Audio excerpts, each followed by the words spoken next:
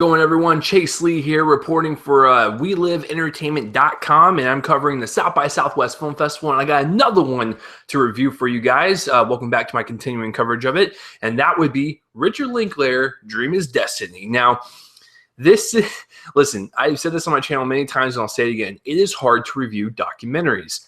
Documentaries are it's a niche genre. Not everyone's going to really like them. A lot of people might find them boring, or a lot of people just might be like, I don't really want to watch an hour and a half or 2 hours of just like someone praising this guy. But,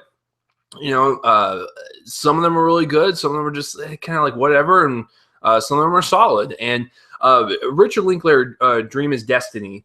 As you can see from my lower third, it's it cut off, but it's Dream is Destiny. That's the title of the film. This is a documentary showcasing Richard Linklater as a filmmaker, from where he started to where he's at now and stuff, and just how he's kept his core values as an independent filmmaker. And he's only made a handful of studio films, and for the most part, he's made films on his time and budget and stuff, and he's really made movies for himself and not for the studio. But there's a few that he's dabbled in, and they do showcase that, and I think he's made some pretty good ones. There's some so-so ones, but I gotta go back and rewatch them. But in terms of the way this documentary is presented, it just shows his career basically in film. So, like I said, it's really hard to review documentaries because you can't be like, well, in that scene that didn't really happen. It's like, well, that did happen. So,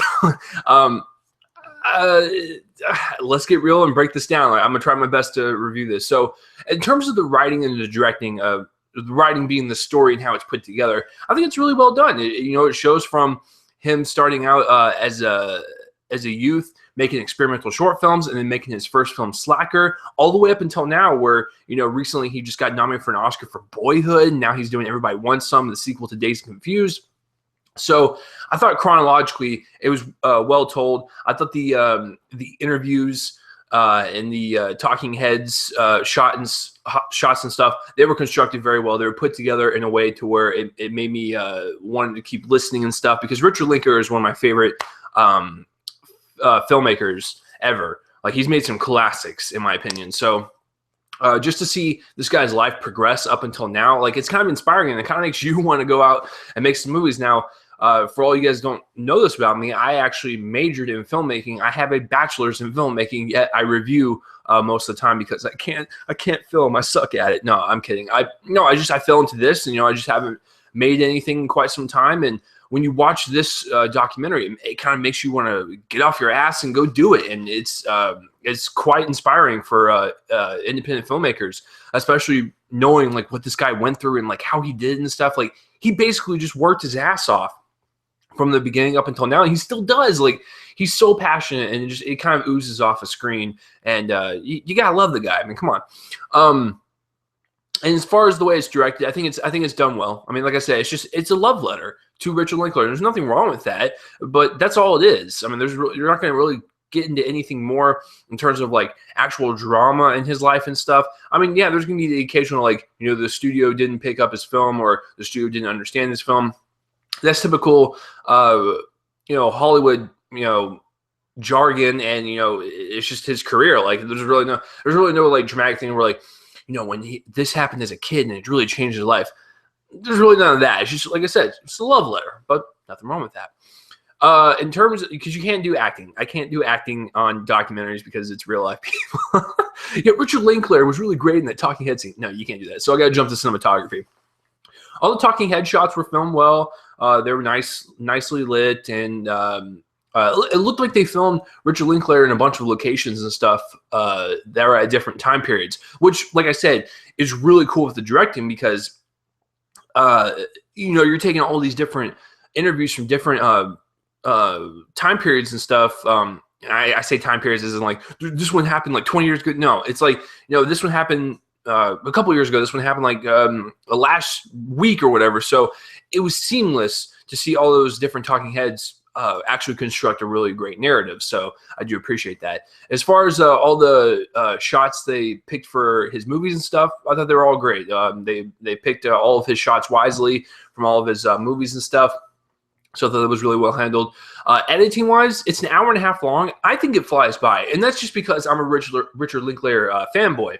So someone who's not used to his movies or used to him, they might sit there and go, "Oh man, can we get this going?" But since I like Richard Linklater's films so much, I was so interested just to hear this guy talk and see what he went through, and just know that this is a true guy in this industry that literally did it on his own, started at the bottom, and now he's here. I am no Drake, but I will rap for you. I don't know what that means. So it does have the interest if you're a huge Linklater fan. If you're not a fan of him, I would actually still implore you to see this documentary, because maybe it'll make you want to watch his movies. Because let me just run down everything I like from this guy. Before Sunrise, Sunset, Midnight, one of the best romantic stories ever told on screen. It's one of the best trilogies ever. Dazed and Confused is a classic. I remember I saw Scanner Darkly as a kid, and I was really confused. But now that I'm older and I know it's about drugs and stuff, and I actually find it quite inventive, especially with the rotoscope kind of painting and drawings of it. I never saw Waking Life, which is apparently the first one he did with that filming technique. Let's see. Bad News Bears I actually really like. I don't know why people crap on that movie that much. I actually really enjoy it. It's a solid remake. Let's see. I never saw Me and Orson Welles. School of Rock is pretty great. That was probably my favorite studio film he's ever done. Besides Dazed and Confused, because Dazed and Confused was released by Universal and stuff. So yeah, there's that. But he typically makes movies on his own time, his own schedule. It's amazing that after so many years, this guy is still passionate to just create what he wants to create. That's amazing. And it's just super inspiring. So listen, is this like the best documentary ever? No. But it is a interesting just kind of watch if you want to know about more of Richard Linklater's life and his films. And I would highly implore you, if you've never seen any of his movies, you've got to go check out at least one of them.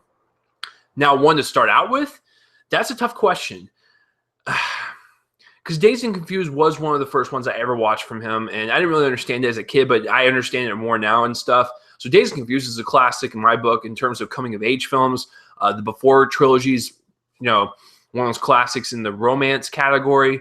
So I don't know, man. I don't know where to start. I would say Dazed and Confused, but go on IMDb, type in Richard Linklater if you're more curious about this writer, director, and go check out his films, because he is one of the best independent filmmakers, in my opinion, definitely during my lifetime, that is for sure. So, you know what? I'm going to give Richard Linklater Dream is Destiny, because it is a very solid documentary, but it's not, like the best thing ever. I'm going to give it a B. I think it's solid watch.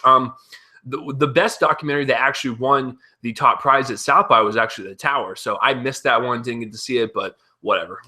So have you seen Richard Linklater Dream is Destiny, the documentary, or any of his movies? Comment in the place right up my face and let me know. And the cool thing about this movie is I saw this one right before Everybody Wants Some. So I had like 3.5 hours of Richard Linklater, and it was like one of the best nights ever. So that is my score for Richard Linklater Dream is Destiny. I'm Chase Lee, reporting for WeLiveEntertainment.com on the We Live film section for covering the South by Southwest Film Festival. So, tune in next time for whatever I review next from the South by Southwest Film Festival. So I'll see you guys later.